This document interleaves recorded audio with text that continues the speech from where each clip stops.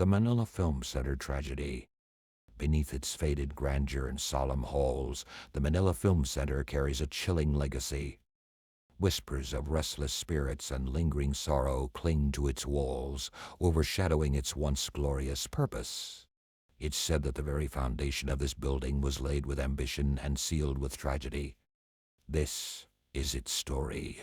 It was a humid night in November of 1981, the kind where the air clings to your skin like a damp veil. The construction site of the Manila Film Centre buzzed with the sounds of grinding metal and hammering wood. Towering scaffolding reached into the sky, skeletal and fragile under the flickering glow of floodlights. The workers were tired, bone-tired, but they pressed on. Deadlines weren't suggestions, they were commandments, especially when they came from Imelda Marcos herself. She wanted the world to see Manila as a beacon of culture and sophistication. Her vision was ambitious, a grand theater to rival the greatest venues on earth, and it had to be ready by January of 1982, in time for the very first Manila International Film Festival. The clock was ticking. The foreman barked orders over the noise, his voice sharp and urgent. Workers scurried like ants, carrying beams, welding steel and pouring cement. The smell of fresh concrete filled the air, acrid and overpowering. They didn't have the luxury of slowing down. Every second counted. But in their haste, no one saw the warning signs. It started with a groan, a deep, metallic protest from the scaffolding above. Some workers paused, glancing up nervously. The groan turned into a creak, then a sharp crack that split the night. "Move! Get out of the way!" someone shouted. But it was too late. The scaffolding buckled under the weight of the materials stacked too high, too fast. It collapsed in a thunderous cascade, taking dozens of workers with it. They fell, screaming, into the wet cement below. The air was filled with the sound of snapping beams, the sickening thuds of bodies hitting the ground, and the panicked cries of those who had narrowly escaped. Dust and debris hung in the air, thick as fog. For a moment there was silence, a stunned, dreadful silence. Then the cries began. "Help me!" a voice called from beneath the rubble. "I'm stuck." Men scrambled to pull their comrades free, their hands raw and bloody from tearing at the debris. But for many it was hopeless. The cement, still wet but already starting to set, was a trap. Limbs were pinned, bodies half submerged. The more they struggled, the deeper they sank. The foreman stood frozen, his face pale as the moon above. He knew what this meant. The project was already behind schedule. Delays were unacceptable. He picked up his radio, his voice shaking as he made the call. "Keep going," he said. "We don't stop." And so they didn't. In the hours that followed, rescue efforts slowed, then stopped altogether. The cries faded one by one, swallowed by the quick, drying cement. Workers were ordered to pour fresh layers over the bodies, sealing the dead into the very foundation of the building. The men obeyed, though many did so with tears in their eyes. They muttered prayers under their breath, clutching rosaries in calloused hands. They knew the souls of the dead would not rest easy. By morning the site looked normal again, as if nothing had happened. But beneath the smooth surface of the new floor lay the evidence of the tragedy, a graveyard hidden in plain sight. The Manila Film Centre was completed on schedule, a triumph of human determination, or so they said. On the surface, it was a glittering success, but the workers who had survived the construction knew better. They felt it every time they stepped inside the building. The heavy, oppressive air, the way the walls seemed to hum with an unspoken tension.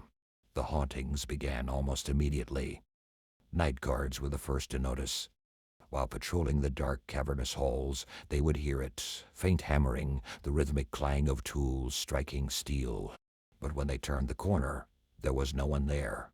Then came the voices. At first it was soft, a whisper, barely audible. Then it grew louder, more desperate. "Help me," the voices would cry. "I'm still here."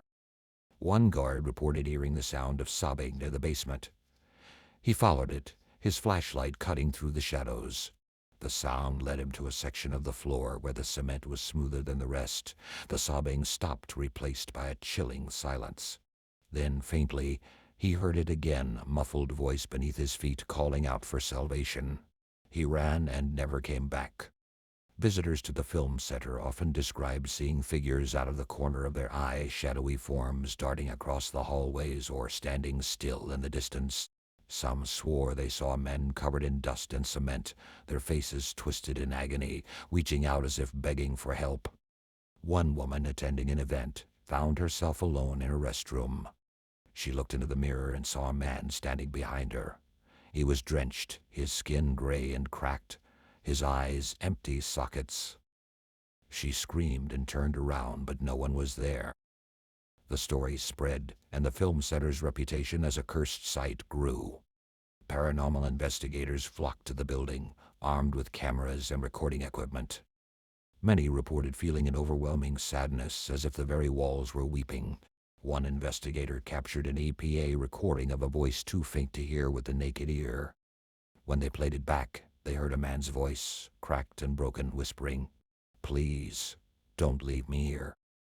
The Manila Film Centre still stands today, its grandeur faded, its halls quiet, but those who dare to enter know it's not truly empty. The spirits of the workers remain, bound to the building that became their tomb.